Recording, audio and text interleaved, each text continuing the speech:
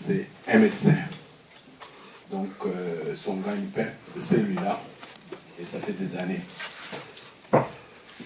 Sa deuxième casquette, c'est un écrivain. La preuve, vous avez devant vous un livre.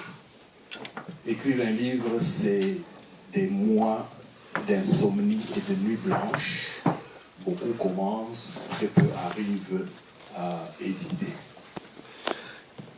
La troisième casquette, c'est qu'il veut devenir un homme politique.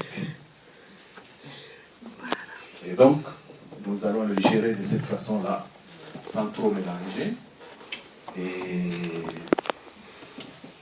docteur Dona Moupapa Kibadi, et je lis derrière le livre, il écrit, malgré son intense activité professionnelle de médecin en France, la situation de son pays d'origine, la République démocratique du Congo, a toujours été au cœur des préoccupations du docteur Moupapa, ce qui est aussi votre cas. Tout en suivant régulièrement l'actualité nationale, il lui est souvent arrivé, au lieu de se contenter de la subir, de mettre de côté sa blouse de médecin pour initier des réflexions à caractère politique sur l'état de son pays. Et dans l'histoire, on se souviendra que Dr Moupapa fut de ceux qui étaient au front quand le virus d'Ebola s'est déclaré à Kikwit. C'était il y a très longtemps. Et Ebola est toujours là, alors qu'avec leurs travaux de l'époque, on aurait pu, si pas éradiquer, mais amoindrir. Or, cette année, on a appris qu'Ebola est revenu. Est-ce qu'il devrait encore rentrer au front pour se battre pour Ebola? Bon, voilà. Et sans plus tarder, nous allons donc donner la parole au docteur Moupapa, ou au candidat président. Ce sera à lui de choisir, parce qu'on ne sait pas concerter, je préfère. Et il va parler sur base de ce qu'il dira, et bien, vous aurez le loisir donc de lui poser des questions. Et sur ce, nous donnons la parole au docteur Dona Moupapa Kibadi, à qui nous souhaitons la bienvenue au Presse Club Bruxelles, ici en Belgique. Vous avez la parole. Merci beaucoup. Merci beaucoup, monsieur Jack Vida. Je suis très content d'être parmi vous. Mesdames et messieurs de la presse, chers invités, je voudrais vous remercier d'avoir trouvé un moment d'échange avec moi pour partager ces moments, partager ma réflexion sur la reconstruction de notre pays, la République démocratique du Congo. Je me sens aujourd'hui très honoré, d'autant plus que c'est pour la première fois que je prends publiquement la parole sur les territoires belges, nul autre pareil aux yeux des Congolais. Car la Belgique a ouvert la République démocratique du Congo sur le monde il y a près de 200 ans.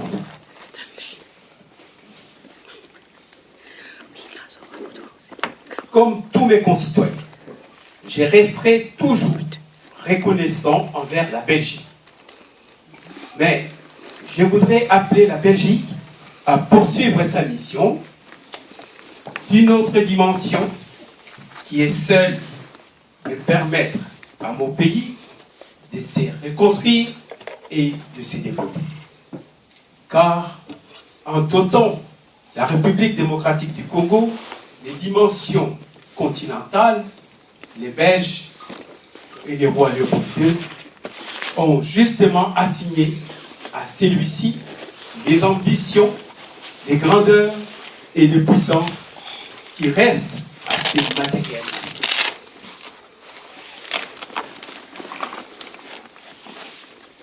C'est le premier message que j'ai tenu à vous adresser aujourd'hui.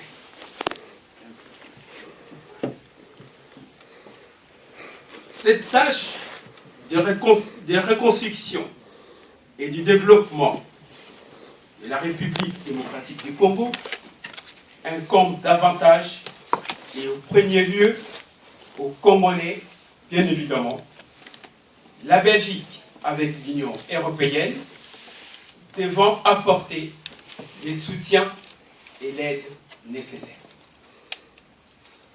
Mais l'histoire nationale des 57 ans d'indépendance aujourd'hui démontre que les Congolais actuels n'ont pas été à la hauteur des dimensions et des capacités, des potentialités qui regorgent ces territoires. Il s'agit de trouver un nouveau type de Congolais au niveau politique de la société civile et au sein même de la société congolaise. Je voudrais incarner les Congolais nouveaux, celui qui doit reconstruire les Congos, mieux les faire renaître. Je voudrais conduire mes compatriotes à s'approprier les vraies valeurs morales, civiques et constructives qui lui ont perdu au regard de la situation désastreuse qu'est connue, continue à connaître le pays.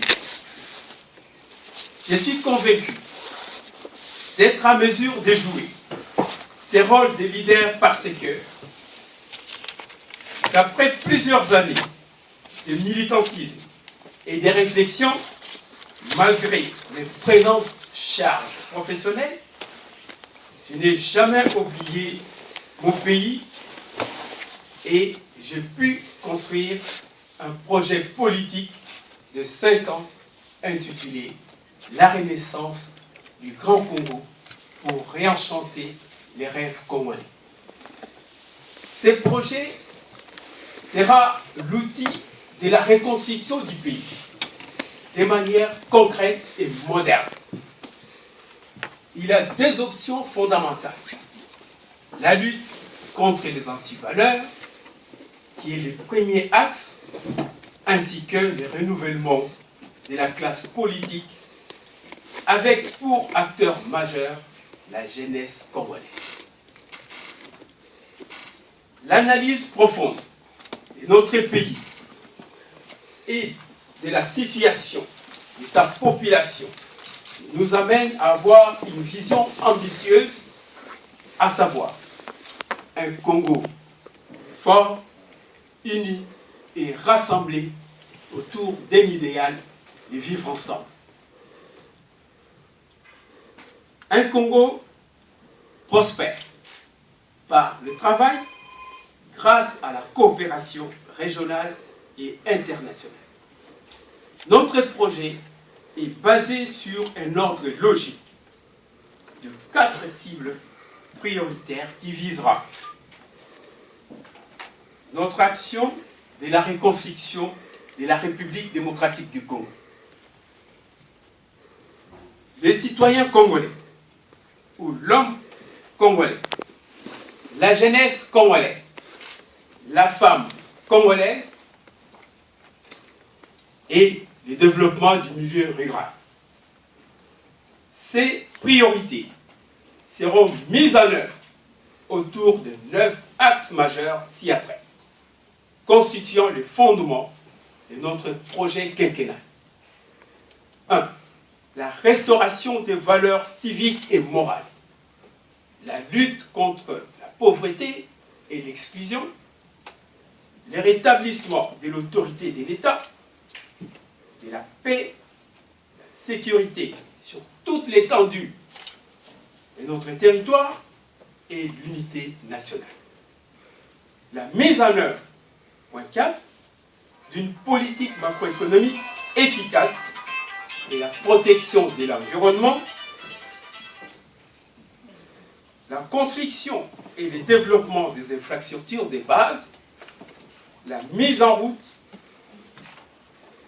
d'une politique du bien-être social, la performance du capital humain et la révalorisation de l'enseignement, l'instauration d'une vraie gouvernance politique, économique et démocratique. Et enfin, la professionnalisation d'une diplomatie de développement. Le seul leitmotiv guide de notre projet, c'est lui de réenchanter les rêves congolais à travers le développement du Congo et le bien-être des citoyens. Un seul credo sera notre moteur, il est social-libéral. Pour reconstruire la République démocratique du Congo en chiffres, par ordre des grandeurs, notre projet présidentiel se présente de la manière suivante. 1. Infrastructure des bases et d'intégration. Un montant de 38 milliards ou 800 millions de dollars, soit 20% du budget général sur les 5 ans de notre mandature. 2. Le rétablissement de l'autorité de l'État, la défense, la paix, l'unité nationale, un montant de 32 milliards 380 millions de dollars sera alloué, soit 17% du budget général sur 5 ans. Le bien-être social aura 14% de ces budgets, soit 27 milliards 160 millions de dollars. La réforme de l'éducation, de l'enseignement primaire et secondaire, la recherche scientifique, la formation professionnelle, l'alphabétisation aura 11% du budget sur 5 ans, soit 21 milliards 340 millions de dollars.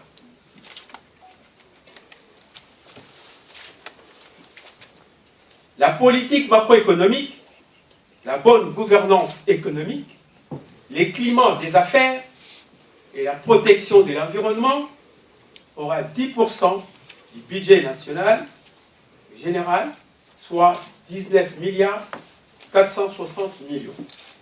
La lutte contre la pauvreté et l'exclusion aura 9% du budget général, soit 17 milliards 460 millions de dollars. La gouvernance politique et les soutiens à la démocratie auront 8% du budget, soit 15 milliards 520 millions de dollars. La diplomatie et la coopération régionale et internationale représentera 8% du budget général, soit 15 milliards 520 millions de dollars. La lutte en faveur des valeurs civiques, la nouvelle citoyenneté et la solidarité nationale aura un budget de 3% sur 5 ans. C'est le programme général à un coût. Ces programmes quinquennales aura un total de 194 milliards de dollars. Ça représentera 100%.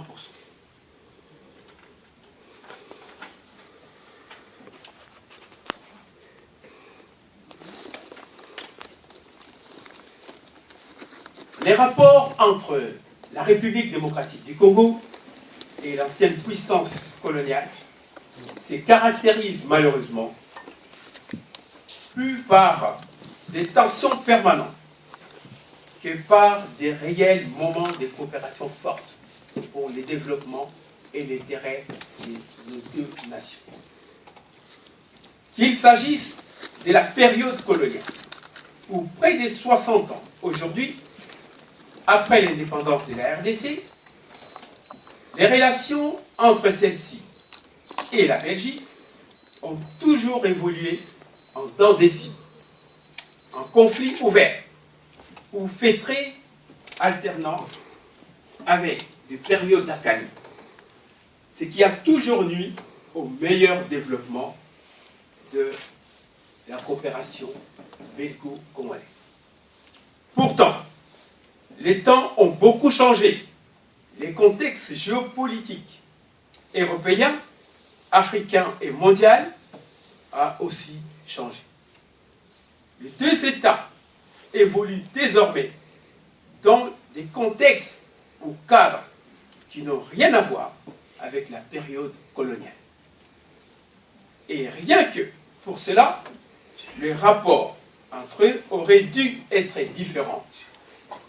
Nous pensons que le moment est venu pour la République démocratique du Congo et la Belgique de tourner ces pages des tensions permanentes et perpétuelles au profit de rapports apaisés et constructifs. Il ne s'agit pas de gommer ou de mettre à l'ombre ces passés communs. Il s'agit plutôt de regarder devant et de miser sur une coopération vraiment bilatérale et utile pour nos deux pays. Et cela ne sera possible que si les deux États signent un acte d'engagement sincère et de ne pas choisir la place publique pour étaler nos divergences dans tous les domaines, en privilégiant et en se limitant au seul cadre de la diplomatie souterraine. Les dialogues devraient devenir permanents et prioritaires, quitte même à ce que l'une des deux parties prenne l'autre de toute déclaration publique et venir susceptible de gêner cette dernière. En dehors de ces échanges diplomatiques courants, nous comptons attribuer à la Belgique une place des choix.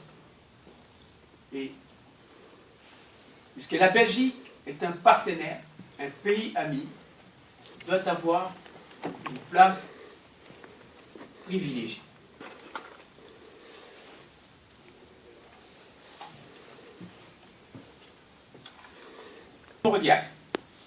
Et je suis à votre disposition pour répondre à vos questions sur mon projet politique particulièrement et sur mon parcours politique. Je vous remercie pour votre attention. Que vive la République démocratique du Congo, que vive la coopération belgo-congolaise. Je vous remercie.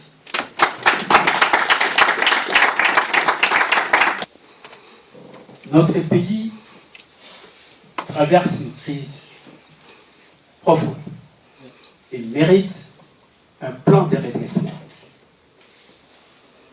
Nous avons connu, dans la Deuxième Guerre mondiale, la destruction de la France et de l'Europe en général. Il a fallu un plan Marshall pour reconstruire l'Europe. Et tous ces pays se sont endettés pour la reconstruction.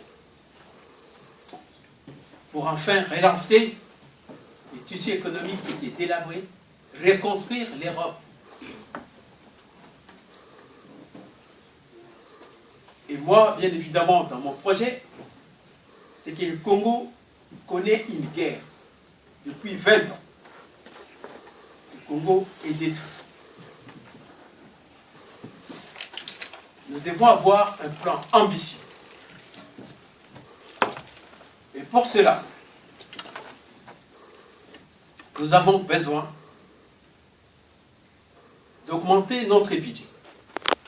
Ce n'est pas avec un budget de 4 milliards, comme aujourd'hui, de 8 milliards, que nous allons reconstruire les Congo. Le Congo a des potentialités. Le Congo regorge d'énormes richesses. Le Congo est une chance pour tous. C'est une réserve de matières premières. Que ce soit sur le plan de la faune, de la flore, du climat, et bien évidemment de sa population, qui est jeune, en moyenne 49 ans. Nous avons besoin de reconstruire ces pays. Et pour cela, nous devons avoir ces ambitions de voir très grand. Et moi, je suis de cela. Pour reconstruire le Congo, il nous faut un budget de plus de 200 milliards. Si je suis élu, les 5 premières années, ça sera un budget qui avoisine, puisque ce budget-là a été bien évidemment fait sur base du budget de 2015. Il sera revu avec mes experts. Vous pouvez aller à la page 194 ou 194. Vous allez voir comment nous avons réfléchi pour avoir des recettes afin de reconstruire les Congos. Le total général, pour la première année, nous avions cru que les élections allaient se passer en novembre 2016. C'est pourquoi vous voyez les chiffres de 2017. Maintenant, il faut considérer 2018. Il y a des ressources internes du budget général, des ressources internes des budgets annexes et comptes spéciaux, ressources extérieures du budget général et le total des ressources budgétaires. Et enfin, nous avons prévu un emprunt que nous appelons un grand emprunt. Bien évidemment, nous sommes dans l'obligation d'emprunter chaque année 20 milliards pour reconstruire les Congo. Et sur 5 ans, nous aurons un emprunt de 100 milliards. Vous voyez les cas de la Grèce, ils n'arrêtent pas d'injecter de l'argent. Donc, nous sommes dans cette situation.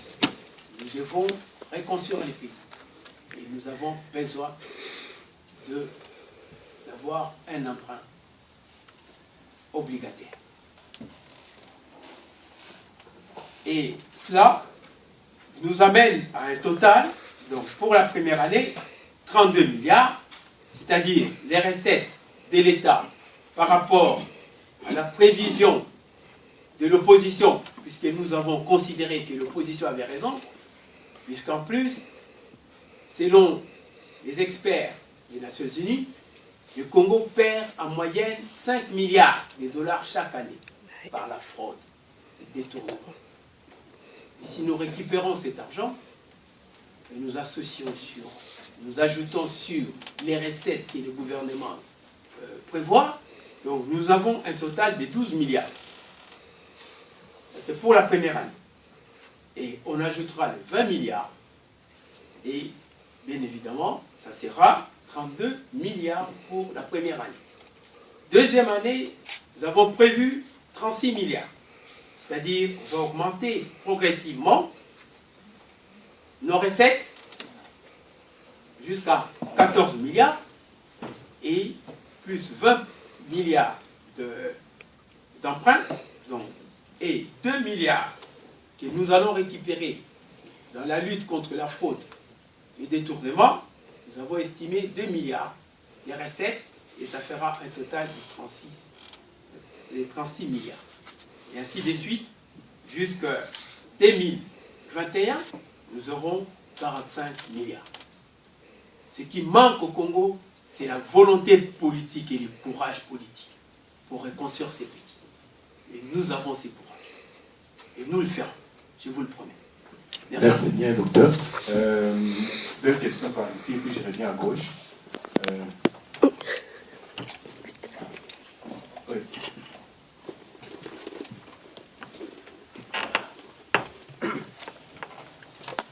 Alors, voilà, donc moi c'est Ali Mongala pour les amis de médecine. Ma question est la suivante.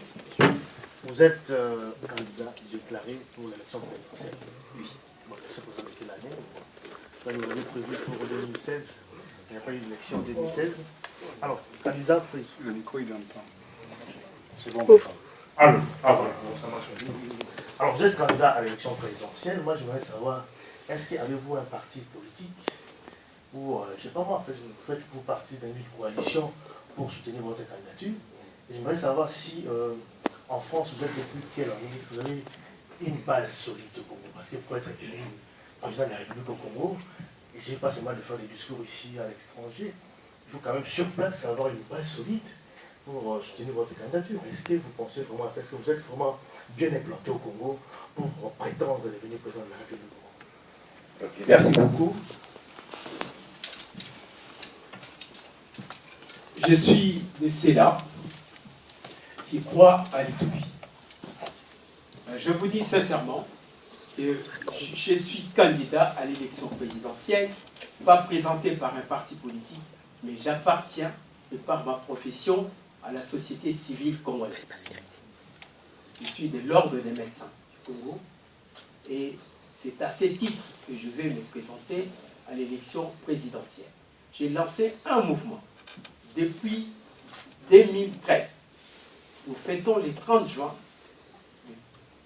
le 4e anniversaire de ce mouvement que nous avons appelé la Fédération de républicains et démocrates congolais. Ce n'est pas un parti politique, c'est une association qui est reconnue en France, une association de la loi 1901. Et de par ma fondation, Dr Mopapa, je suis bien implanté au Congo. Contrairement à ce que certaines personnes peuvent le croire. Et vous savez très bien qu'aujourd'hui, le Congo a besoin des hommes nouveaux. Un renouvellement. Je ne suis pas un inconnu. Il a si bien dit. J'ai déjà fait mes preuves. Pour l'amour de ces pays, j'ai failli mourir à Kipling.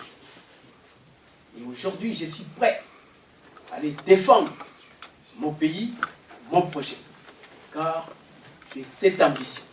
J'ai une vision ambitieuse pour dire non à tout ce qui se passe au Congo. Non seulement dire non, mais apporter ma modeste contribution par ces projets très ambitieux que vous avez entre vous.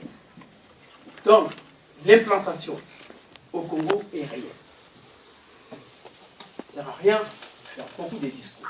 Qu'on nous permette simplement de sillonner les pays avec un beau discours que nous avons. Ces projets, nous allons les défendre et nous allons créer une grande surprise. Ça, je vous le dis. Et je vous le confirme. Merci. Ok.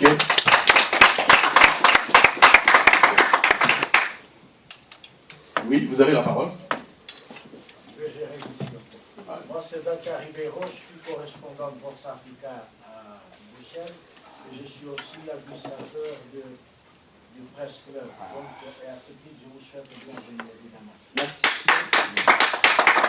La question c'est la suite de la question de mon collègue d'avant. En fait, évidemment, une élection présidentielle, c'est un homme et un peuple. Mais même si vous venez de la société civile, vous avez besoin d'une machine politique. En fait, peut-être c'est mon ignorance, j'apprécie évidemment votre audace quand vous parlez de l'utopie, car seule l'utopie est réaliste. Donc, je vous encourage évidemment. Mais la question c'est, dans tout ce qui se passe aujourd'hui, ce qui s'est passé il n'y a pas longtemps aussi, est-ce que cette utopie, vous pensez dans combien de temps il vous faut pour que vous vous transformez, je dirais, en politicien? Parce que même si vous parlez d'un homme nouveau, mais malgré tout, quand on est candidat aux élections présidentielles, ça veut dire qu'on a décidé de porter la casquette unique de politicien. Donc comment vous pensez, si vous voulez, hisser à ce niveau de politicien? Je ne porte pas de préjugés sur le politicien quelconque. Hein. Voilà. Mais être président de la République, ça veut dire président à 100%, en fait, hein, et politicien plutôt à 100%. À partir de maintenant, vous êtes politicien, rien que politicien, évidemment c'est impossible de juger son passé, n'est-ce pas? Merci beaucoup. Ok. Merci, monsieur le journaliste. J'ai un contrat à durée indéterminée à Paris, en tant que médecin urgentiste du SAMU de France. Mais je suis prêt à me mettre en disponibilité pour servir mon pays. Deuxième volet de votre question, je vous dis sincèrement que je suis en relation avec beaucoup de partis politiques au Congo. Et il y a une plateforme que nous avons créée, les Congolais de France et du pays, qui s'appelle le mouvement du 20 décembre pour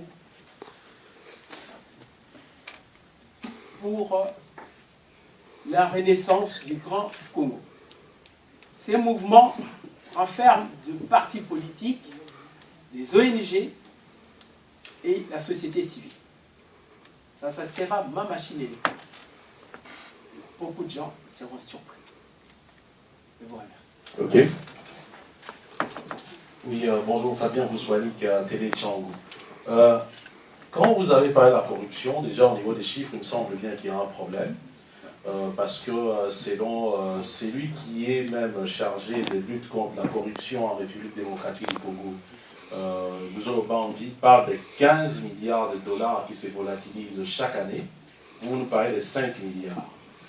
Cela veut dire tout simplement, vous auriez dû, selon vos chiffres, récupérer au moins 75 milliards au bout de 5 ans au lieu de 25, selon votre calcul. Et en suivant également vos chiffres, quand vous parlez de comment vous financez, déjà vous n'avez pas été clair, moi je préfère être sincère avec vous, comment financer votre programme, vous nous dites que vous aurez un emprunt obligataire de 20 milliards par an. Cela nous mène à 100 milliards sur 5 ans, ce qui est au-delà même, plus de la moitié du budget que vous comptez allouer pour les 5 ans de votre présidence. En bref, votre budget sera alimenté par l'aide extérieure. Je veux bien que vous puissiez croire à l'utopie, mais il y a eu Laurent Désiré Kabila à un certain moment qui est venu ici en Belgique, qui a réuni du monde, qui sont retrouvés avec 80 millions de dollars. Voilà, comment comptez-vous organiser un pays en comptant sur l'aide extérieure? Ça, c'est la première question. Deuxième question, je vous ai entendu presque en louange par rapport à la Belgique. On ne vous a pas entendu par rapport à d'autres partenaires. Alors qu'aujourd'hui, quand on voit l'évolution de la République démocratique du Congo, la Belgique, c'est devenu presque un sous-traitant ou une sous-traitante. On la consulte, mais elle ne joue pas le rôle de leadership en termes de partenariat avec la République démocratique du Congo. Que faites-vous des autres partenaires et que finalement, quelle est la place que vous comptez donner à la Belgique? Je sens peut-être, avec laquelle vous parlez avec un brin nostalgique. Merci. Merci beaucoup.